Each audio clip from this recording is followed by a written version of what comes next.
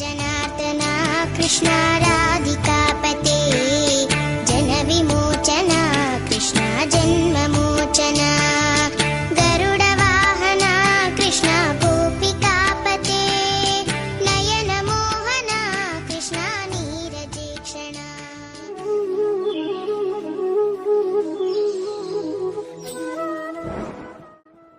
திரிசங்குவிற்கு அரிச்சந்திரன் என்னும் பிள்ளை இருந்தான். தன் தந்தையை போலல்லாமல் அவன் வசிஷ்டரிடம் மிகவும் பக்தி உடையவனாய் இருந்தான்.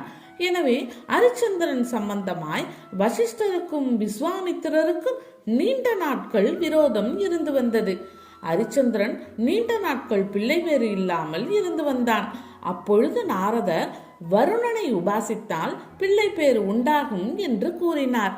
அவரின் வாக்குப்படி அரிச்சந்திரன் தனக்கு வீரமுள்ள மகன் பிறந்தால் அவனையே நர பசுவாக கொண்டு ஆராதனை செய்வதாக வருண பகவானை பிரார்த்தனை செய்தான்.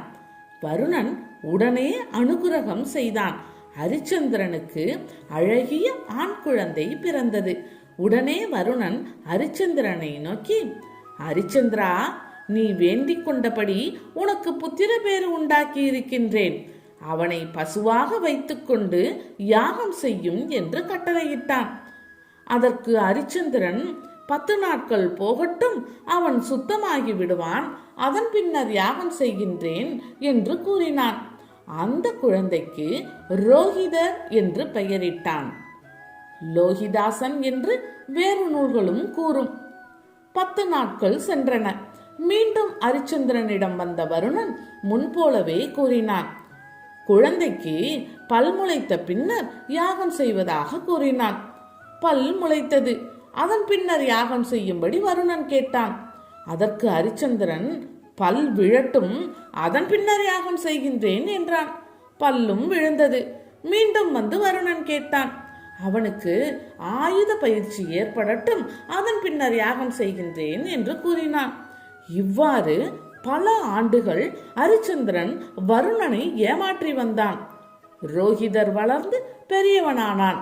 தன்னுடைய தந்தையின் செயலை ரோஹிதர் அறிந்தான்.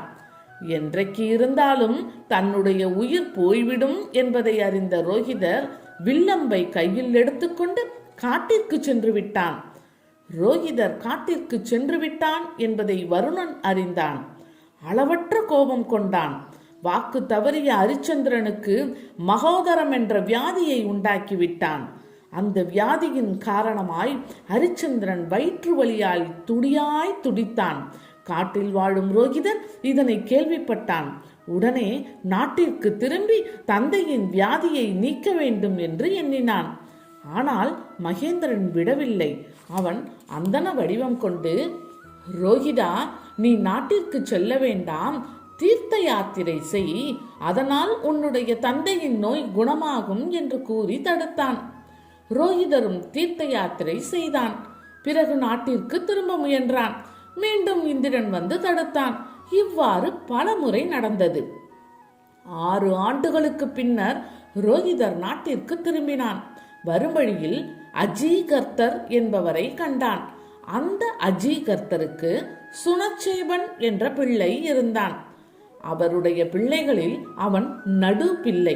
எனவே அவனை ரோஹிதர் விலைக்கு வாங்கி வந்து அரிச்சந்திரனிடம் ஒப்புவித்தான். விலைக்கு வாங்கப்பட்ட சுனச்சேவனை பசுவாக கொண்டு யாகத்தை நடத்தலாம் என்று அரிச்சந்திரன் எண்ணினான். தன்னுடைய மகனான ரோஹிதருக்கு பதிலாக சுனச்சேவனை பலியிட முடிவெடுத்து யாகத்தை தொடங்கினான். யாகத்தின் இடையில் விஸ்வாமித்திரர் அங்கு வந்தார். சுனச்சேவனின் நிலையை கண்டு அவன் மேல் மிகவும் இரக்கம் கொண்டார். வருணனை துதித்து உயிர் பிழைத்துக் கொள்ளும் சில மந்திரங்களை அவனுக்கு உபதேசித்தார். யாகத்தின் போது அவனும் அந்த மந்திரங்களை உச்சரித்து வருணனை துதித்தான்.